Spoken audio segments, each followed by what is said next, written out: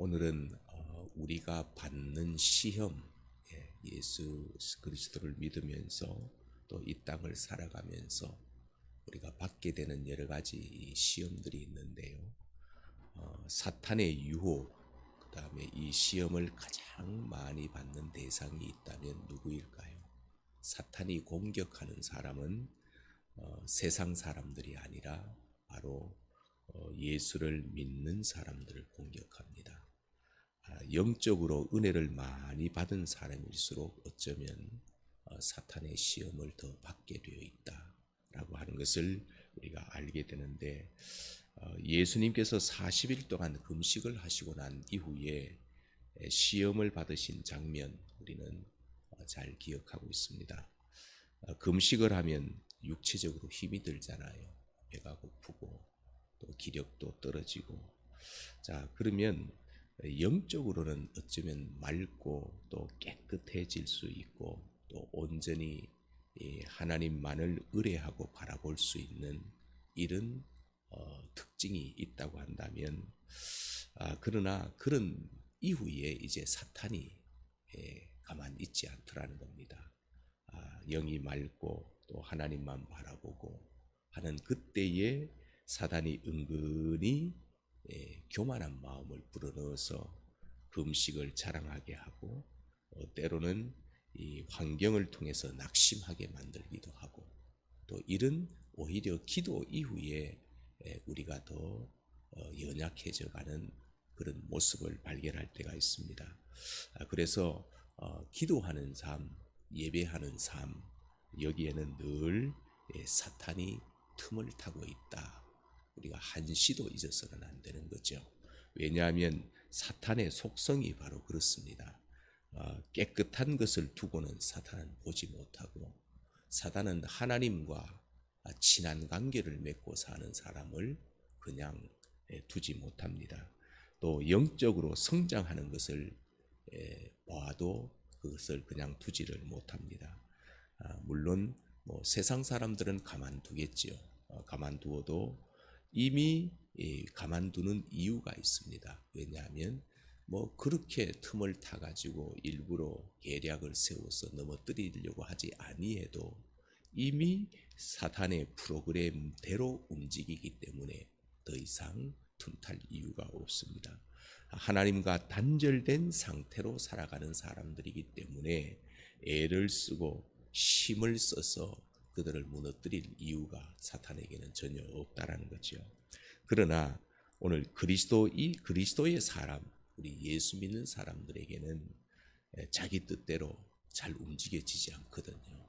아무리 뭐 방법을 쓰고 또 환경을 동원해서 넘어뜨리려고 해도 믿음이 좋으면 좋을수록 잘 움직이지 않으니까 계속 호시탐탐 틈을 노리고 있다가 그 틈새가 요만큼이라도 나면 그거를 비집고 들어와 가지고 결국 무너뜨리게 된다라는 겁니다. 오늘 주님께서 베드로에게 바로 그것을 말씀하고 있거든요. 31절 말씀을 우리 다시 한번 봅시다. 31절 함께 읽을게요.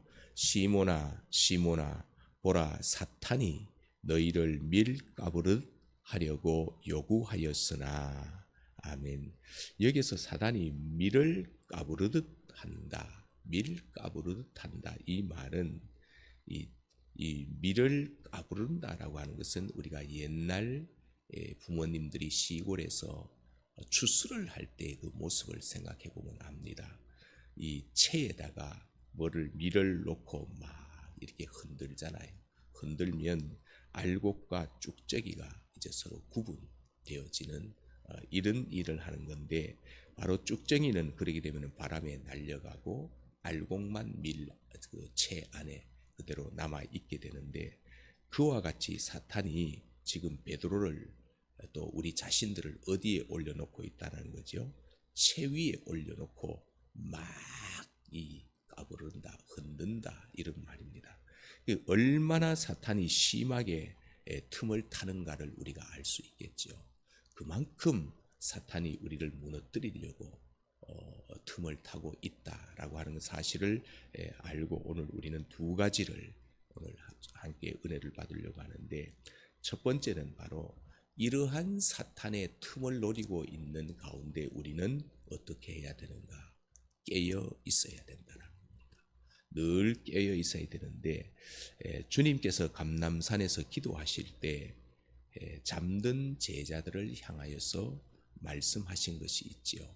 그 말씀하신 것이 바로 오늘 읽지는 않았습니다만 46절에 나옵니다. 46절을 한번 읽어볼까요? 시작.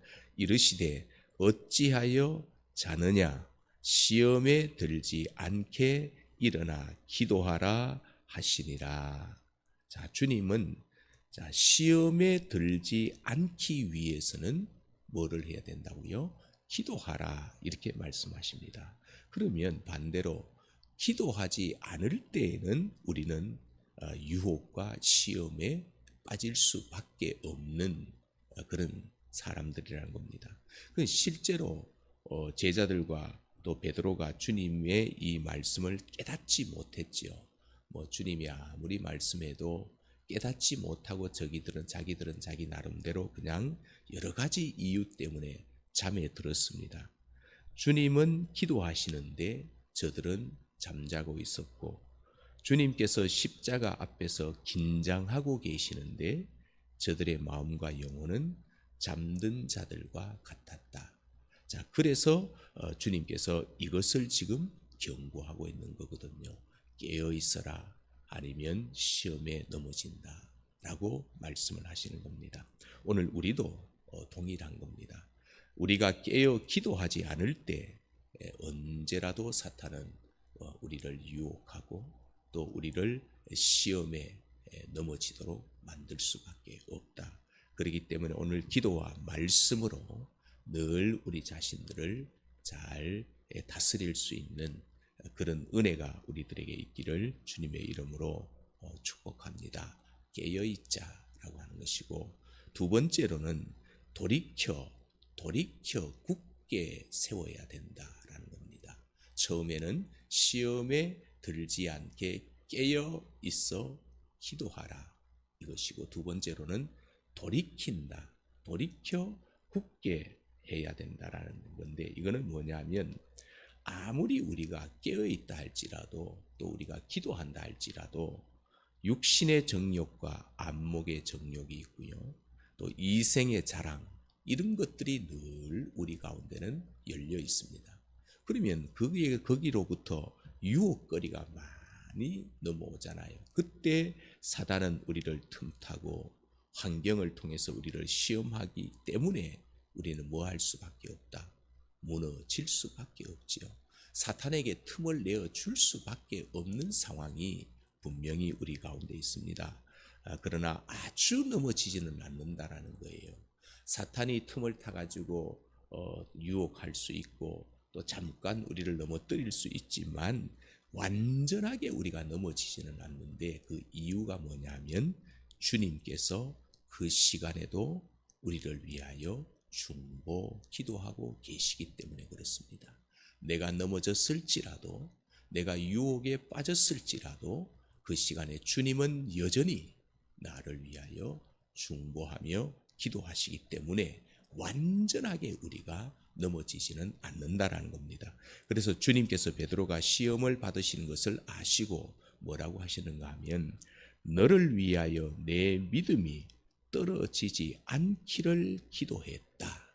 주님이 이렇게 말씀하셨습니다. 그래서 베드로가 비록 주님을 3번 부인하기는 했지만은 회개하고 그가 다시 일어설 수 있었던 것, 이거는 베드로가 잘나서가 아니라 그 시간에 주님이 중보하심으로 다시 베드로에게 넘어진 자리에서, 시험에 빠진 자리에서 뭐 할 수 있게 해주셨다라는 거예요. 돌이켜 굳게 다시 일어설 수 있도록 주님이 은혜 주셨기 때문에 가능했던 일이었습니다. 그래서 주님께서 우리를 위하여 중보하고 계시기에 우리가 잠시는 시험 받을 수 있습니다. 순간적으로 또 유혹을 받을 수도 있습니다. 그러나 믿음이 떨어지지는 않는다라고 하는 거, 이거를 꼭 우리가 기억을 해야 되겠습니다. 그런데 문제는 이제 이거예요. 물론 우리가 주님이 중보 기도하셔서 유혹으로부터 시험으로부터 우리가 다시 돌이켜 일어설 수는 있지만 문제는 그 시험으로 인한 고통이라는 겁니다. 다시는 일어서기는 서요. 그런데 일어서는 과정과 그 시험 이후에 내게 찾아올 고통은 정말 감내하기가 힘든 것인 거죠. 그래서 베드로가 생각해 보면 주님을 3번 모른다고 부인하잖아요. 부인하고 난 다음에 닭 울음소리를 듣고 주님의 말씀이 이제서야 생각이 나가지고 그 견딜 수 없는 내적에서 일어나는 그 아픔, 이 고통 때문에 통곡을 했다라고 하는 거거든요.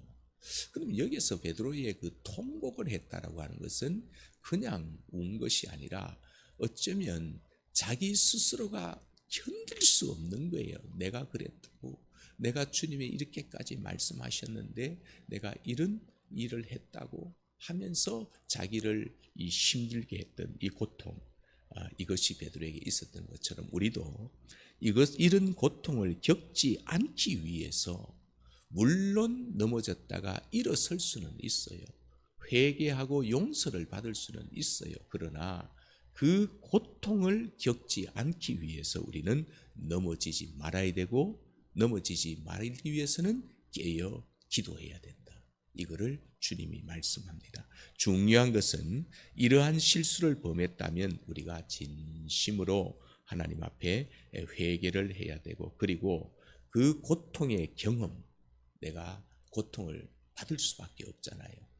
그 고통을 통해서 이제 우리는 다른 사람을 세우는 일을 해야 된다는 거죠. 왜? 내가 먼저 해봤으니까, 내가 먼저 겪어봤으니까 다른 사람들을 얼마든지 또 세울 수 있는 그런 능력이 우리에게 주어지게 된다라는 것입니다.